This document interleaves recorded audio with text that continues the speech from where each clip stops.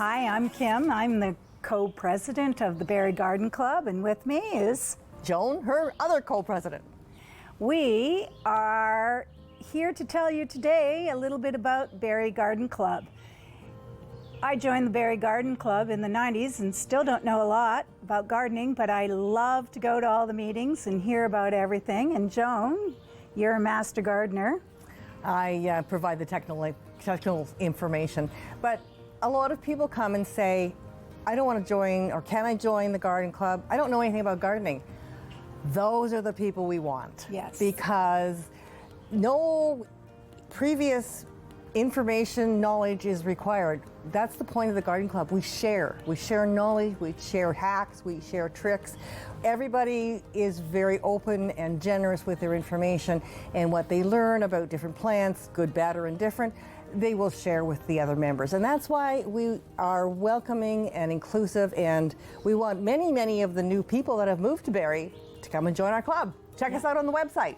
We're turning 150 years old this year, and we began as the Barrie Horticultural Society in 1874. Yes, and actually we had our very first meeting, well, not me, but the club had its very first meeting on my birthday in August the 8th in 1974, when they held a flower show at the City Hall at that time, the Town Hall.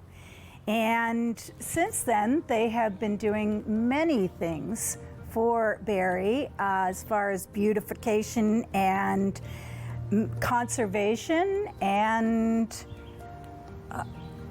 basically environmental public education. Exactly. We have a number of projects that we are always seeking volunteers for. I think the best kept secret in the city is the fact that there is a little rooftop garden in the downtown library that hosts a mother duck every spring, and they have the little duck walk down to the lake. It's quite an occasion. And the other thing we have is a community garden at Sheer Park in Allendale. All the produce that's harvested from that particular plot goes to the Elizabeth Fry Society, and they're quite grateful for that. The other project we do is out in Fort Willow, the historic settlement there. And the interesting thing about the garden is it's only heritage plants. Everything is open pollinated. There's nothing modern. What was there when that was established is what they're propagating now with open pollinated seeds to keep the sense true to what the garden was when it was originated. It's a real heritage garden. Nice. And they use the cedar mulch. They do the planting in the same Three Sisters that was done by First Nations back when the garden was established. It's a really unique garden to this area. Worth a field visit. Yes, exactly. And of course, Fort Willow was around before we were, but we have continued through the ages. In the early 1900s, we established prizes for the best community gardens, and then in 1924, the club got the Barrie Advance to start writing articles, 20 articles a year, about gardening and about the community gardens in this area. So it's been around for a while. We've been doing a lot of work.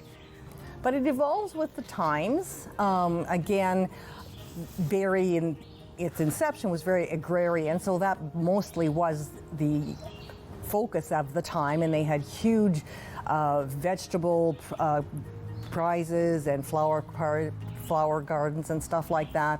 The community, there was always a lot of competition within the neighborhoods for getting an award for the best floral blooms. But we've kind of evolved from that, and I want to let people know that this is not your grandmother's garden club. We have moved with the times. We're talking about environmentally friendly, sustainable, climate worthy approaches to the garden, because as the climate evolves, so we have to adapt with how we do our outside spaces, to make sure that, of course, they're friendly and welcoming, but to make sure that we increase our pollinator population, which is diminishing, plant our native plants, don't use our pesticides, herbicides, fungicides, all the sides. We want to get rid of the sides, and garden in a natural way, and just let the bugs kill each other. That's basically what you can let nature do. They'll look after themselves, and eventually there'll be a balance in your garden. So you just the have birds too. Yeah. The birds will take care of those bugs. So it's basically a little kind of rethink in your head. It doesn't have to be perfect. If you have a few nicks on your leaves or a few chews on your flowers, that's okay. That means there's nature in your garden. So we need a little mind reset there as far as what we accept as good. And again, that's one of the things. What a true garden is. Yeah, exactly. And that's one of the things we're trying to foster there. It's okay if it's not perfect. And it's okay if, it's for you. You don't garden for anybody else. It's what you're comfortable with, whether you are just a hosta fanatic or a geranium aficionado. What makes you happy is what is important for your garden. So my name is Kathy, and I joined the Barrie Garden Club a year ago. I had been retired for a couple of years, and I come from a long line of gardeners. I have very fond memories of touring my grandmother's garden with her. She was a beautiful gardener. All my friends and family garden. But I considered myself a bit of a ping pong gardener. I would every year develop a different obsession, constantly moving stuff around. So I really wanted to learn how to make my gardens look gorgeous, and learn about plants and learn from experts. I didn't really know what to expect when I joined the Barrie Garden Club. It's very inexpensive to join, so it wasn't like it was a big investment. But one wonderful surprise for me has been the absolute quality and diversity of the speakers. So we've had speakers, for example, who can plant gardens that look like they've just painted a beautiful watercolor. They just have some sort of innate talent and absolutely gorgeous. And then we've had other speakers who are really thought-provoking, who talk about climate change, who talk about what we need to do to attract pollinators. So, for example, we all know that the monarch eats one plant. The monarch is not the only butterfly or pollinator who does that. There are many, many of them. And as we lose our natural areas, as they're basically paved over for housing and highways, we lose the diversity in, our pollinators and then all the way up that chain. So as you lose your pollinators, you lose your birds, right? You lose that habitat. So we've had a number of speakers talk about that as well, and it's been really, really wonderful food for thought, and really makes you think about changing the way you garden. So I would say that has been an absolute pleasure. It's like going to university without writing papers. 150 years of being around for the conservation, for the beautification, for the maintenance of the environment is a huge accomplishment.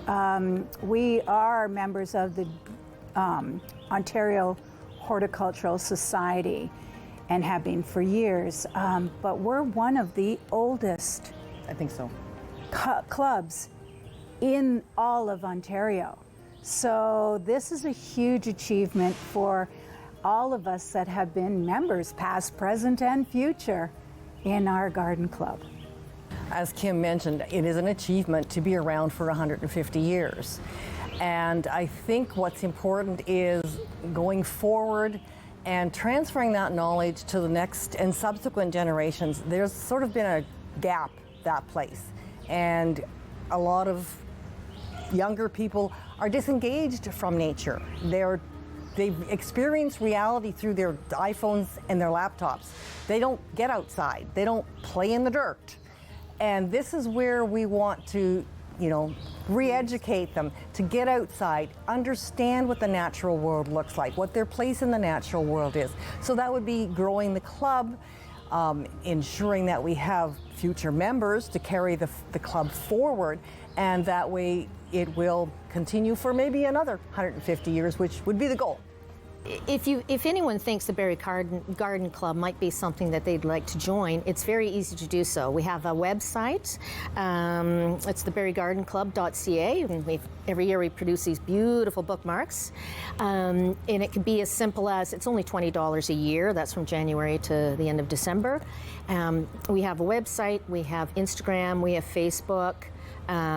We also have press releases that are published in our local media, thankfully. It's very easy to join, and the group is very friendly, and it can be as simple as just coming to our monthly meetings. We don't meet in the summertime, but we have different field trips, etc. in the summertime. Or you can actually join and come to the meetings and participate in some of our volunteer activities, which are really super. I just wanted to say we're sitting in the Sunnydale Arboretum right now. This was established 100 years after the Barrie Garden Club opened. No, this was built for the 150th of Barrie, the sesquicentennial. Well, it was of Barrie. 1974, so it happens to be our 100th too. Our 100th, Yeah. and the city's 150. 150. Yeah. So it was our 100th, the city's 150th.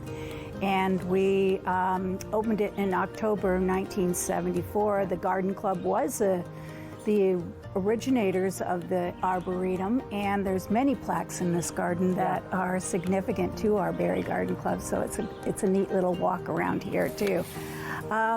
Just wanted to say that it kind of comes full circle, and we'll be having our 150th anniversary here on June 23rd in Sunnydale at the Dorian Parker Center, and then we will be having a bench dedicated to our members, past, present, and future, here in the Arboretum, and we'll be having a tour of the Arboretum for anybody who'd like to attend, as well as we'll be having a celebration in Dorian Parker Center with lots of vendors. Yes. And lots of people to come out and talk gardens with on the day, Sunday 1 to 4.